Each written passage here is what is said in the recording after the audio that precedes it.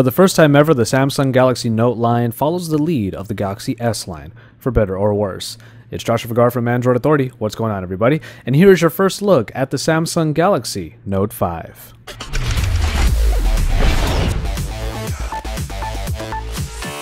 If you're already familiar with the Samsung Galaxy Note 4 and the S6 from earlier this year, then you pretty much know what to expect in the Note 5. The larger Note series with its S Pen now gets the design choices that the S6 started, and that also means the omission of expandable storage and removable batteries, which we'll get to in a little bit. As far as design goes, however, the Note 5 does take on everything that the S6 started, with a metal frame and dual glass design, where the backing does taper down into the edges a little bit, so you get a nice little curve that does make the phone sit pretty well in the hand. And it also sheds about 1 millimeter in all directions when compared to the Note 4.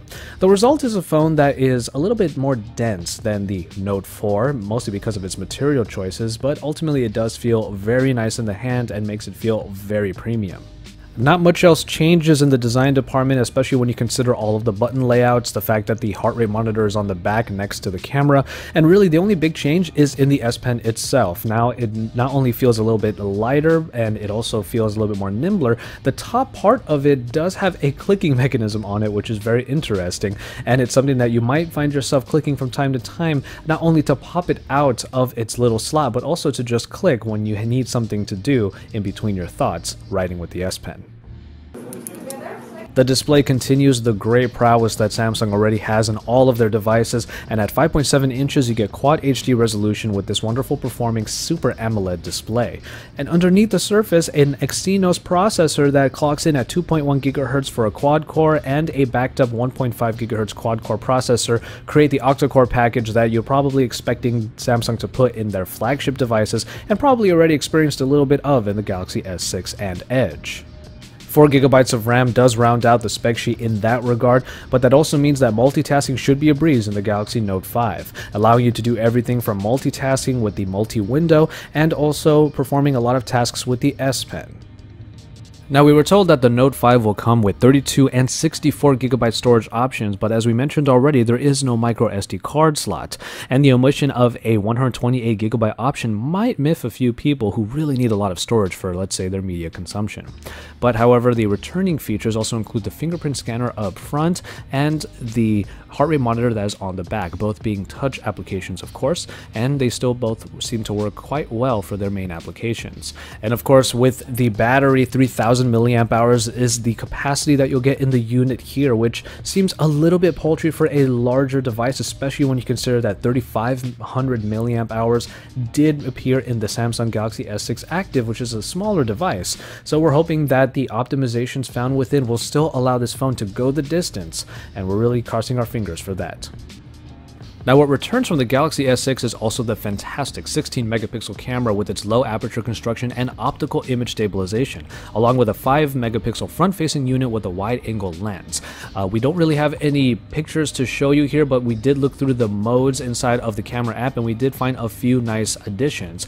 On the one hand, we did have a video collage that was kind of cool to try out, but then the main addition that they are trying to market here is the live broadcasting to YouTube that is available. When you go into the mode, you log into your YouTube account and you'll be able to do a live broadcast stream of whatever the cameras are showing from the camera app itself. And finally, in software, we do find a very familiar version of Android Lollipop here, and the TouchWiz overlay on top is very reminiscent of the one that was already found in the Samsung Galaxy S6. Now, with that in mind, Samsung was looking to improve what is really unique about the Note 5, and that is, of course, the S Pen. Aside from the actual construction of the S Pen being a little bit different, we also have a couple new features. Now, one of them is the ability to actually start an action memo from the turned off screen. You'll be able to just pop out the S Pen when the screen is off, and the entire screen just lights up a little bit and gives you a blank slate in order to quickly write down and jot down a note. This is called the screen off memo. Now, for those of you that actually use the S Pen for quick written notes, this might be a very easy and very quick way of doing that, and it does look quite nice, and it was pretty fun to use. Now, the other capturing ability is called the scroll capture. Now, if you were going to do a screen write and be able to take a picture of what is on your screen and then just sort of jot on top of it. Now the screen write will allow you to take and piece together multiple pictures of the same web page in order for you to have the entire web page available, and you can scroll through and find your different notes that you've jotted down on it. And then of course the Air Command window looks a little bit more unique this time around. It does fade out the background a bit and gives you access to not only the 3 main functions of the S Pen, but it also gives you a few quick application shortcuts so that you would get to your most used applications a little bit easier.